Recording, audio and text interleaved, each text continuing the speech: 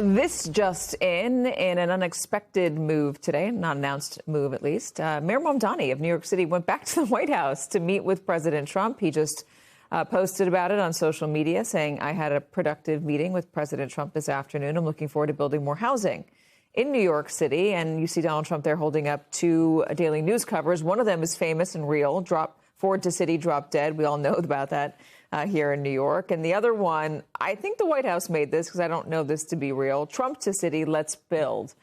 All right, joining us now, executive editor of The Nation, John Nichols, senior national correspondent for The Bulwark, Jonathan Cohn, joins us as well. All right, Mamdani at the White House, why? I think there could be much more to it than we know. There may be something behind it. But the bottom line is, having interviewed Mamdani about his previous visit and talked to him quite a bit about this, I think he believes it is very important to maintain a relationship with Donald Trump. In fact, one of the things that I think his circle has concluded is that it's a mistake not to talk to Trump, right? If he sees you as someone who's very separate and, not somebody he interacts with, he can go all the ways, all the places that he goes. If you maintain that dialogue, it becomes an interesting and perhaps different relationship. I continue to be actually surprised by him as a politician, both in the way that he went from 0% to winning the Democratic primary and then winning the mayoral race here in New York City, but the way that he interacts with both reporters and other politicians. He was on this show the other day to talk about snow, and he came on smile from ear to ear. I think he understands how to compose himself in situations that might be difficult in order to diffuse tensions, and that might be a conversation with a reporter. It also could be a meeting with a president who's called you a communist. In the State of the Union address. Yeah, in the State of the Union address. Why do you think Mamdani's playing Trump, or do you think Trump really likes Mamdani? Oh, a little bit of both, probably. Look, I know that before the first meeting that the two of them had, that Mamdani thought about, what will I say? How will I approach him initially? And that one of the things that he said early on when they were being basically introduced in the office was, a substantial number of people who voted for you also voted for me.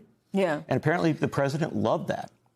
And is this something that other politicians might take heed of? Because, I'm surprised that we have not experienced the wrath of Donald Trump and his push to federalize things or push federal troops into New York City the way that other cities have seen. And that has been I have been wondering about that. Why has that not happened here? Well, I think there's a couple subtleties here. Remember, Donald Trump, born and raised in New York City. No, I know that. Right? So there are dynamics but I'm that not sure that would stop him from it. You never know. But I do think that what Zohran Mamdani does is go and talk to Trump.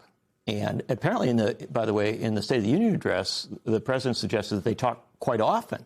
I don't know if that's the case, but that's what the president said. And he also said, I like him, right? And so maintaining that relationship is something that in these really incredibly divided days we see as almost unimaginable. Yeah. And yet, what has Mamdani done as mayor? Again, well, as a candidate and then as mayor? Almost always the unimaginable, the unexpected, the, kind of break the pattern. Yeah.